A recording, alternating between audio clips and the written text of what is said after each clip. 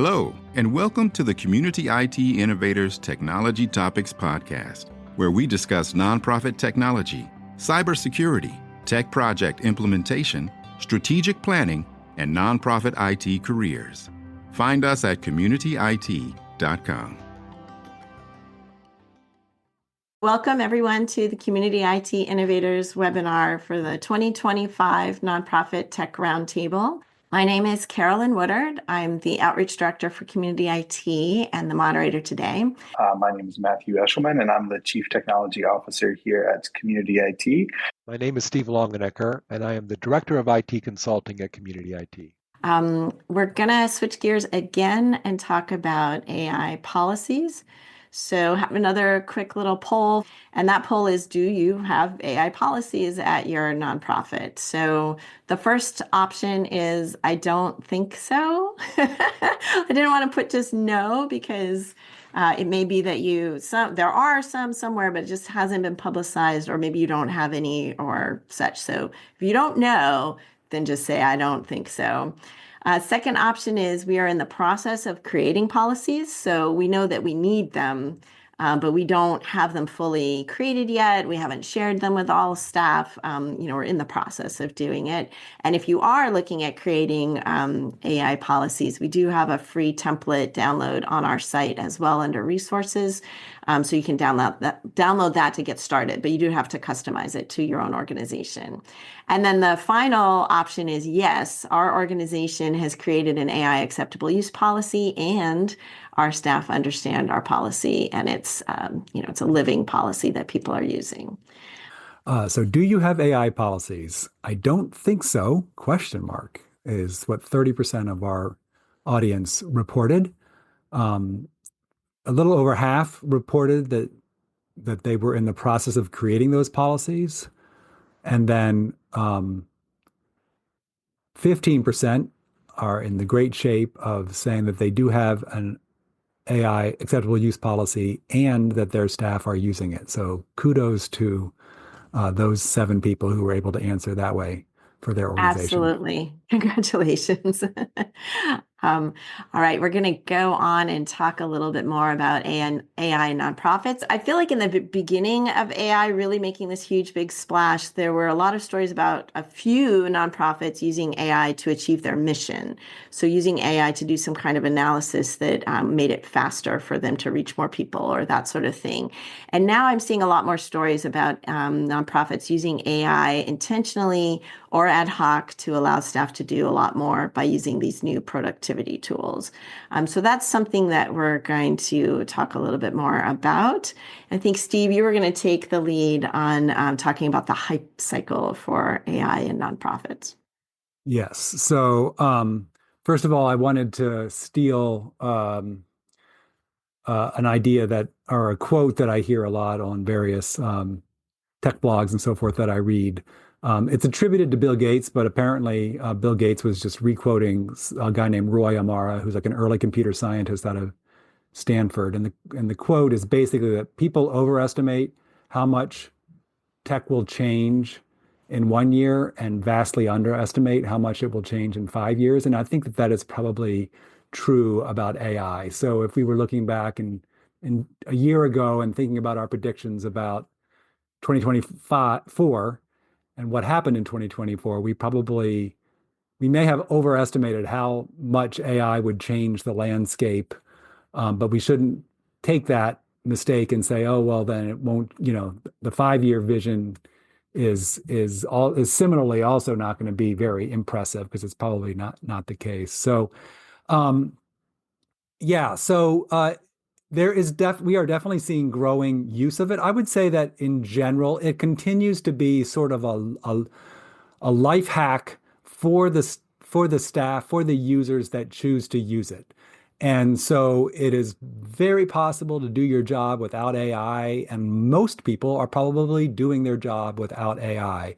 But the folks that have sort of figured out, oh, I can use AI for this and I can use AI for that, are either being a lot more productive or getting their jobs done a little bit earlier and, knocking out a day, an hour early each day or whatever. Probably because since we're all talking about nonprofits that are working hard for the good of their organization's mission. They get more done in 8 hours than they would have otherwise. And I can speak to this from personal experience. I've had a co-pilot license courtesy of Community IT for most of 2024, and I have eyed it with suspicion at times. And other times I've gone ahead and tried it and I've had mixed results. But the times that it's really helped me, I got to say, wow, this really helped me. I'm thinking of a time, for example, that I needed to do some analysis in an Excel spreadsheet, and I could have Googled it and read some tutorials and figured it all out. But it was really pretty cool that in Excel directly, I could click on the little Copilot button and ask my questions in sort of natural language, and then Copilot just gave me this formula that was, several lines long that I could copy out of the Copilot window and paste it into the cell. And then boom, I had sort of the analysis I was looking for. And that was pretty cool. So that is what we're seeing a lot of. We're seeing it sort of built into the tools. If you have Teams or Zoom or even whatever, virtual meeting platform you use, you're probably used to seeing now artificial intelligence generated notes. That's wonderful. Like taking notes while you're leading a meeting is difficult. Having someone who is like a formally assigned note taker is great, but if they're trying to also participate in the meeting, that's hard to do that double duty. So having an agent do it and do it decently is pretty cool. The expertise with which that agent does it varies. It depends. I mean, but I do think that they're getting better all the time. The other place that we've really seen, just incredible progress in the sophistication of what the tools are delivering is in the generation of graphics and video. So, if you nowadays, it used to be that when I would do a PowerPoint, I really valued having some nice illustrations or graphics or whatever that went with it. I was always very careful about not taking things that weren't in the public domain that I was allowed to put into my PowerPoints if I was giving a presentation to clients or whatever.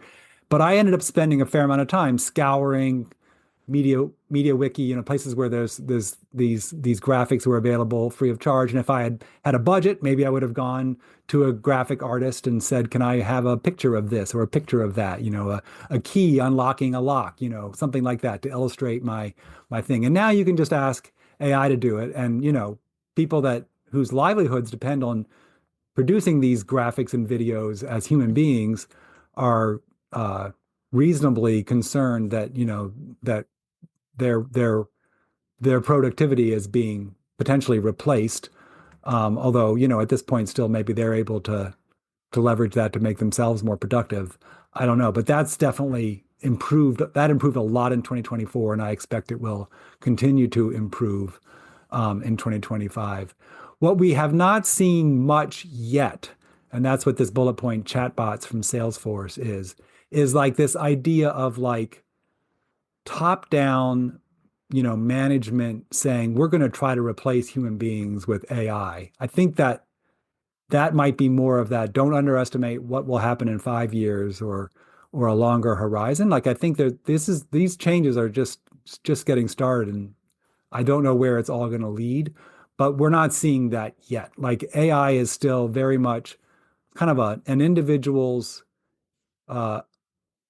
life hack, if you will, to like being able to be more productive personally, and they're not really having to show their work to anyone. And it's not, so you can make your staff potentially more productive if they're willing to use these tools and are able to use these tools, but it's not at a point yet where you can sort of mandate the use of the tools or find that you can cut your workforce by 10% because you're going to have AI doing that other 10%. Matt, do you have thoughts on what I've said? I wanted to jump in there because I was at a conference last week, and actually there was an interesting use case or a situation about the kind of this AI chatbot that came up. Mm-hmm. And the one was saying, so as a legal services organization, one of the services that they provide is kind of a staffed interactive chat service. So people that have legal questions can use their chat service, talk to qualified, either attorneys or paralegals to help get information about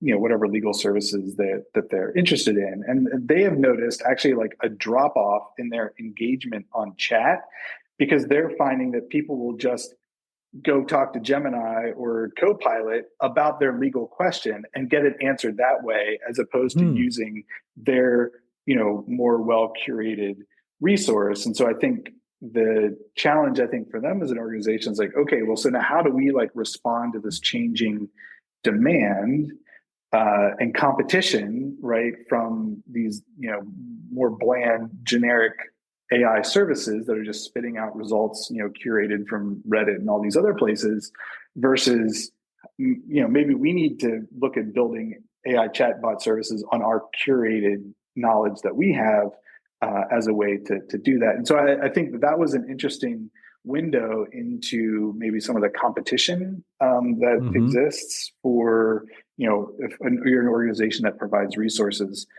as part of your service delivery, how can that be? Because I do think most of the AI use and adoption that we've seen has been largely an individual productivity improvement, as opposed to organization-wide, kind of process improvement or chatbot or data analytics. It seems to be, nonprofits, I think, are still, that's maybe an area where they're behind because they don't maybe have quite the same financial incentives to help justify the investment to figure that out, because I do think it's going to be expensive. I don't think even in the commercial world that many corporations have gotten that far along in more than the individual productivity. Well, I mean, I do think there's the numbers that you see in terms of developers like at Google and at Microsoft, I think the productivity of code creation, even though it's still requires human review, but I think processes like that, I think those big companies are able to kind of see like, oh, we invest in this platform, now we can like hire 50% fewer developers and we can increase our speed to market and kind of do all this other stuff. And so I think to some extent there's a scale question as well. But I'll be curious to see how the trickle-down effect impacts smaller nonprofit organizations. Well, I wanted to segue. I'm sorry to cut off this great conversation, but we have this great grab bag as well. And so the Google Workspace, I think you made this bullet point that they have added storage. Yeah, so I did it in the review of last year's predictions. We talked about last year, we predicted that there'd be continuing tension between whether do I want to be a Google organization or a Microsoft organization. And I said at the beginning of this presentation today that, I feel like Microsoft continues to really be a strong investor in the Microsoft 365 platform, particularly on the security side, obviously the Copilot AI side as well. It makes sense. That's their bread and butter business. That's what they are. They're a services company, whereas Google is, driven by search first and foremost, which is, driving their revenue by selling ads against those search results. So it's just a different business model and cultural incentive structure for them. And so I don't see them as investing in Google Workspace as much. That said, we see it's really interesting how I think it was in 2024, if not, it was in late 2023, that Google started rolling out 100 terabytes of free storage to their nonprofit charity customers. So if you had the charity level license, you suddenly were able to avail yourselves of 100 terabytes of storage. And if you're not a tech person and not sure what a terabyte is, it's a lot. It's a lot of storage. It's an awful lot of storage. In contrast, a lot of our small nonprofit customers have something like, 1.5, 2 terabytes of SharePoint storage. We are seeing our clients running out of SharePoint storage.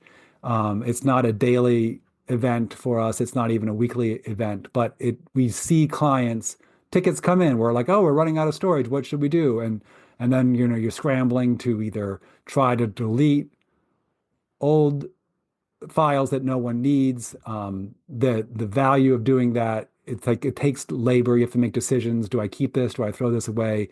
Most of the time, it's cheaper just to buy more storage. But Microsoft is not making it free, and it does have ultimately, like it's a never-ending cost, and our clients that are having to do that obviously don't like it. So it's really interesting, this contrast. I don't know whether that means that Microsoft is just at some point going to be like, well, we have to have parity with Google. We're going to give away a lot of space too.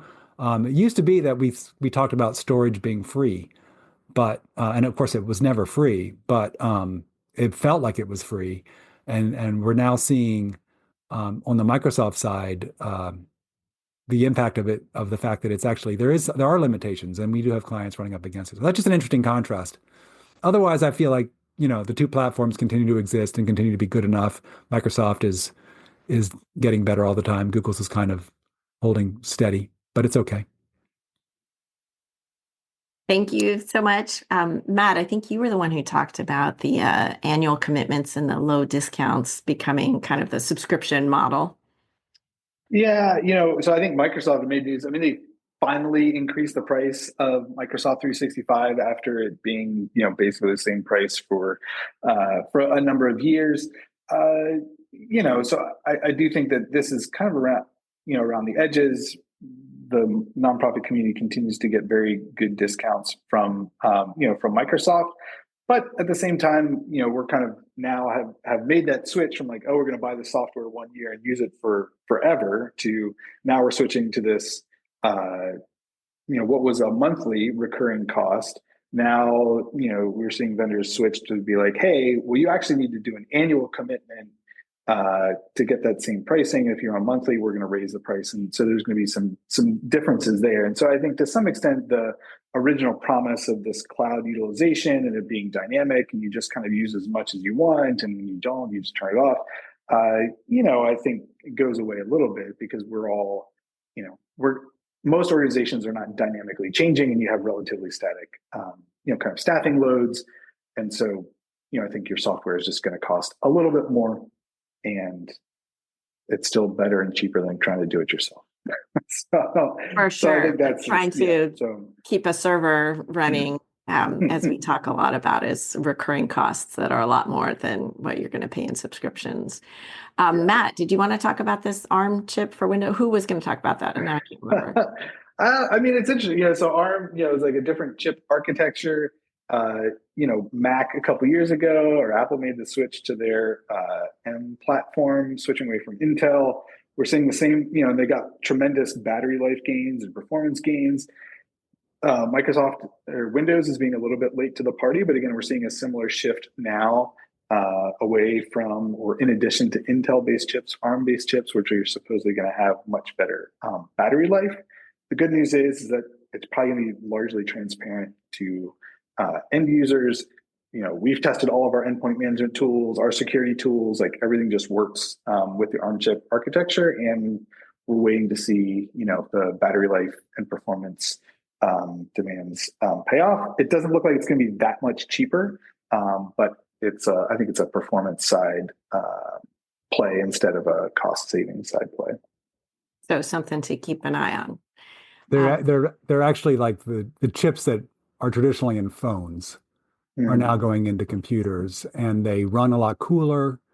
They're totally different architecture. So the software stack just basically needs to be rewritten. And so that's why for Windows, it was a longer rollout, I think. They've been around for a while, but like for quite a while, it's like, well, we can't really try these computers out because half the software we use doesn't work on it because it's not been rewritten for it. And I think we're viewing 2025 as the first year that we'll really start. I don't think we have any of our clients buying ARM chips in ARM Windows computers yet. I think there's one other computer other than our test machine that's in our management fleet of 8,000, right? So or 6,000 Windows computers. But the promise of the 12-hour battery life perhaps, and also just running cooler. I mean, everybody's experienced how hot a laptop can get, Windows laptop can get when it's really running fast and furious. So it's a good possibility. I'm excited about it. We'll have to sort of see how it plays out in terms of, does all the software actually run? the word on the street is just that for gamers, it's a non-starter right now because all the game software doesn't run on except on the traditional Intel chips. Uh, but but probably most of us are hoping our staff are not playing games on their organizational laptops as much as they're word processing and browsing the internet for whatever. Yeah. While we're on Windows, do you want to address this point of the Windows 10 and the end of support, which was a question at registration? Yes, thanks. I'll quickly take that one. So Windows 10 is going to reach end of support in 2025. I think it's October of 2025. At that point, Microsoft will stop issuing patches for that operating system. So any bugs or particularly vulnerabilities that are discovered, and they're discovered every month, and that's what a lot of what the security patching is covering up, correcting vulnerabilities with code updates. That will stop for Windows 10 in October of this year. And so we haven't yet, we've been encouraging our clients buying new computers to buy Windows 11 computers for quite a while now. The difference for users of Windows 10 and Windows 11 is, they look a little different. There's definitely differences, but we don't feel like you need to have a long training course on it to make the adjustment. It's pretty intuitive. So it's not that big a deal to have a mix of Windows 10 and Windows 11 computers. At some point, we're going to push Windows 11 out to the Windows 10 computers that, and when I say at some point, like it has to be soon because we have until October. So we will be that will be a priority in the next few months for our clients. The question that came with the registration that Carolyn passed along to us was, what do I do with the Windows 10 computers that are not able to be upgraded to Windows 11? And there are a few things that computers have to have. First and foremost, among them, I think, and Matt, you can correct me if I'm wrong about this, but they need to have a TPM chip in them for Windows 11, for them to be eligible, for them to be able to be upgraded to Windows 11. If you have a computer that can't be upgraded to Windows 11, and the question is, what should I do with it? I would tell you to make sure that you e-cycle it as responsibly as you can. Don't just put it in a landfill. But you are done. That computer is over. I'm sorry to tell you that, but it has reached the end of its life. Mac parity with Windows Hello and the platform single sign-on. So I can't remember now who wanted to take that. Yeah, so this is a little bit of a tech geek out thing because it ties into a couple of underlying technologies. Steve already mentioned one of the acronyms, which was TPM, which is a security chip that is in Windows computers. So in the Windows world, Microsoft uses that TPM chip to secure and generate kind of unique security IDs for you. And so then you can sign in with your Microsoft 365 credentials, and then that TPM can store some information and is a secure phish-resistant MFA method that can be used then to log into websites and kind of other applications.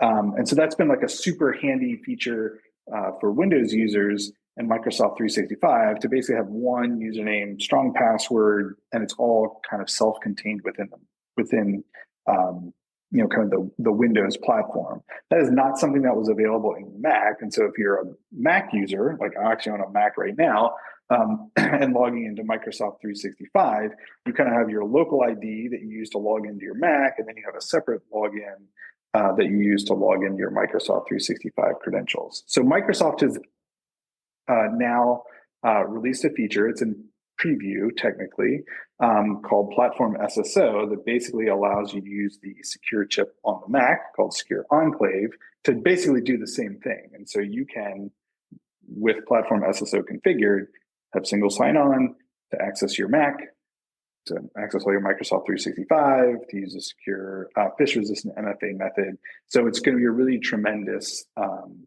security benefit to streamline things, to streamline administration and make things a lot more secure for your Mac users and to provide kind of that feature parity. So it's like the same basic things that you can do on a Windows computer, you can do on a Mac computer as well. Wow, that is so great. I know that's going to be different. I just want to shout out to our amazing chat. So we had a question in chat about how to find out if you're on Windows 10 or 11 after the discussion about the computers that are going to be useless. And someone in the chat actually helped that person. So I appreciate it. Thank you very much. We wanted to talk a little bit about data source silos as an ongoing issue, like as data and I guess AI search as well is becoming a bigger thing. We still see a lot of clients that have silos. So can you talk a little bit about that? I think we put this on the list mostly to acknowledge that most small nonprofit organizations do have their data sort of in individual silos. And while there is a move afoot in the greater technology world to put these things into data lakes and make it possible to sort of mingle all your data and bring it all out, with AI queries and other kinds of queries to get the data out, that most of us are not at that place and probably won't be at that place in 2025 either. So it's more of like a note to like that there's some cool stuff on the horizon coming, but probably not something that the small nonprofits are going to be able to do. It hasn't trickled down yet to the smaller organizations. That's my takeaway from on this topic. Matt, do you want to add anything? Yeah, I mean, I do think that this is an area probably where our nonprofit clients are probably ahead of us, even because I think organizations really know their data and know it well. And so I think over the past couple of years, lots of investment has gone into this area to really take advantage of the data that is there. And I think as organizations again are kind of prepping to really maybe use AI services beyond just kind of individual productivity enhancements, like having a good foundation of data to access and use and to feed into these systems is really valuable. I mean, one of the things, this is not a data lake, but again, if you're thinking about adopting AI kind of internally, it's really helpful to know kind of in the Copilot world, right? That Copilot has the same permissions that you do. And so if your SharePoint site is just completely open and you've relied on security by obscurity, somebody searching for, hey, what's the payroll information for my organization? That information would be surfaced if you haven't adequately restricted your data. So I think in the same way, organizations that are trying to think about, well, how can we use data or AI effectively? We don't really have a capacity to do that right now, but maybe we have capacity to really take an audit of what data systems we have, where does it live, what are the security, what kind of data, is contained there? Do we need to make any additional controls or restrictions? I think that's a good place to start, is just understanding your data, where it lives, kind of what's contained within, so that then you can, take advantage of it and be more effective with it later on.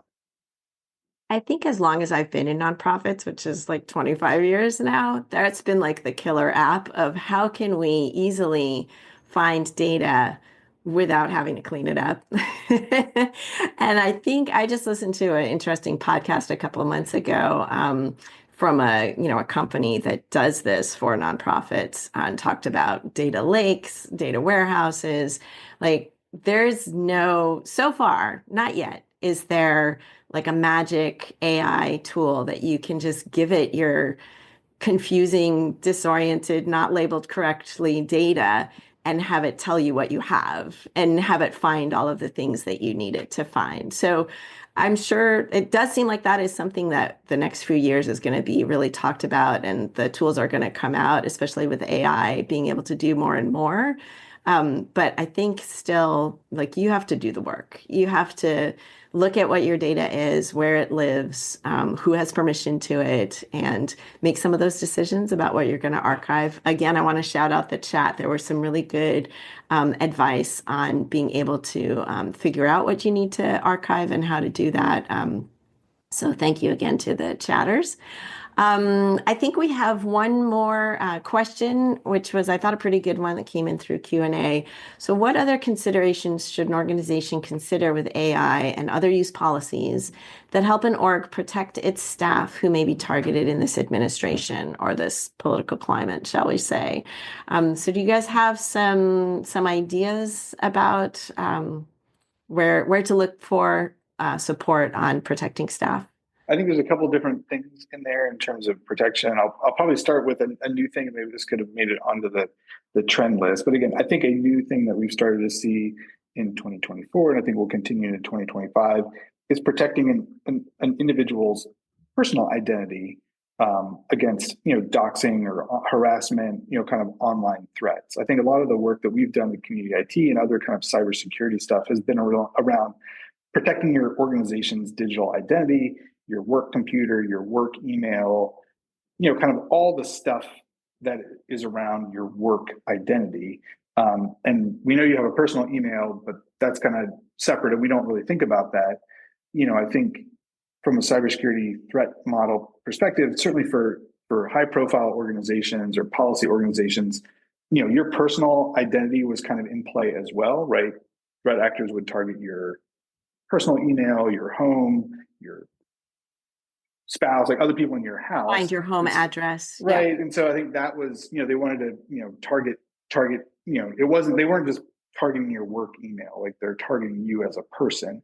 And I think that is now extended to, I think online bad actors. It's not just, Chinese state-sponsored hackers that are kind of going after people individually, but we've certainly seen it kind of online doxing, people that have a different political identity as you, kind of going after you as an individual with, because of your politics or your identity.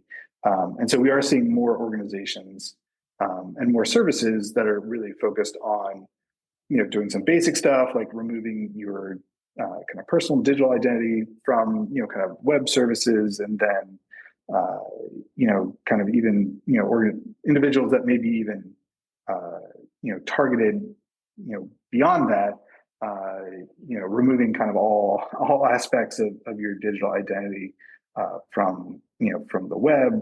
That could include things like putting your house in a trust to remove your name so your address can't be located. So I do think that there is a lot of movement in that space in terms of really protecting your personal identity against, kind of like that malicious online actor from, targeting, doxing you as an individual. We had a question come in about where to find policy templates and which policies are, necessary. I'm going to share a link to our governance webinar that we did last year that has a bunch of links in it to other sites that have good templates and good information on setting up those governance policies. So we do have that there. And we have a quick question. What is a data lake? Anyone want to take that? Yeah, I realized I jumped into that question without explaining what a data source silo or a data lake warehouse, data lake houses were. So vaguely or generally, the idea here is that, your data lives in a service, a database, if you will. So your Microsoft 365 data, which might be your email and your SharePoint files and your OneDrive files, your Teams chats, that's all in the Microsoft 365 silo. Then you might also have a finance system which has a bunch of accounting records, but that's not probably Microsoft 365, although Microsoft does have Microsoft Dynamics, so it's possible that it's also in Microsoft, but more likely it's a different system. Then you might also have a system for managing your organization's customers or contacts or stakeholders. It's called a donors. CRM generally, donors, and that's a different system. And if you're a school, you might have a student information system, and you might have multiple student information systems because there might be one tied to the charter school board that you report to, and another tied to your grading system, and another tied to attendance or whatever. And how do you bring all that together? Because obviously the same identities or query points can appear in all the different databases, but since they're in silos, you have to sort of address each one individually. The idea of a data lake is that can we dump all that stuff, somewhat unstructured perhaps even, into a single place, and then use AI to like sort of connect the dots and bring out the information that we need without worrying about which silo it originated from. And yes, that is happening. There is a lot of work being done in that space, but it tends to, at this point, these are massive investments being made by very, very large organizations, and I'm sure there are very large and medium large nonprofits that fall into that category that are doing something like this. But most of our smaller nonprofits can't afford it and aren't quite there yet. And like I was saying, the trickle down hasn't happened. Those tools will probably get more efficient and more inexpensive over time, and it will become an easier thing to do. But at this point, we're not at that point. And so at this point, there's a lot of value to using Microsoft 365 if you're a Microsoft 365 organization as much as possible, because then everything's in one silo that, you might not be able to do your, everything in Microsoft 365 because Microsoft 365 doesn't do everything, but do as much as you can there. Don't have a separate system for files. Don't use Dropbox for files, Microsoft 365 for email, and Zoom for chat, because then there's 3 different systems. That's okay. And maybe that works best for you. But if you want to have it all in one place where one Copilot can access all of it, you might do better to have it all in Microsoft 365 or Google if you're a Google customer. So that's a better, more grounded explanation for what I was trying to say earlier. And I apologize for not even saying what a lake was before. But like we said, I think that just demonstrates that data, like where your data is, how you access it, how you use it with these new tools to make it more productive and to do, clearer analysis on it, to connect those dots.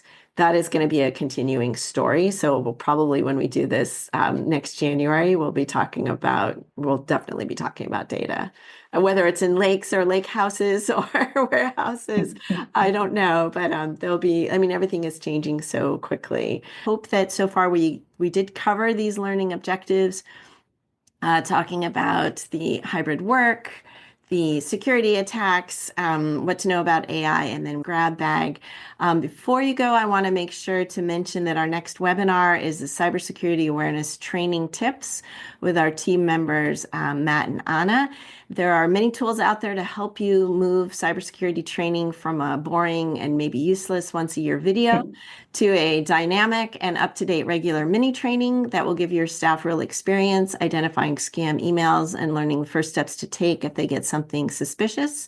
Matt, who's here today, is our resident cybersecurity expert and our CTO, and Anna manages the program that we use with the clients. So they have so much experience. If you have been thinking about this, you haven't implemented it, or you're having struggles with having cybersecurity training that your staff are really doing, I'm really excited to have Matt and Anna give us their advice. That's going to be at 3 p.m. Eastern, noon Pacific on Wednesday, February 26th. So I want to thank you, Steve and Matt, for staying staying after school for a few extra minutes to answer a few more questions. This is just always such a great webinar to, be able to ask you what's going on, what are you seeing, what are the trends, what's happening. So appreciate your time today. And to everybody who stayed on also extra, thank you for staying. And we will be putting this video and the transcript and the podcast up as soon as possible so that we can share all of this information with all of you. And we'll see next January what we were right about and what we missed. So thank you, Matt and Steve, for joining us. Cool. Thank you. Thank you. Community IT does these free webinars and podcasts for our community, and we love sharing our knowledge and experience. If you have more questions or are having trouble with your IT at your nonprofit, please get in touch with us on our website, www.communityit.com, so we can start a conversation or schedule an assessment. Downloading any of our free resources there will get you signed up for our webinar reminders. And you can attend our next webinar in real time and ask our experts your own questions. If you love podcasts, please subscribe and leave us a rating to help others find this leadership resource for nonprofits.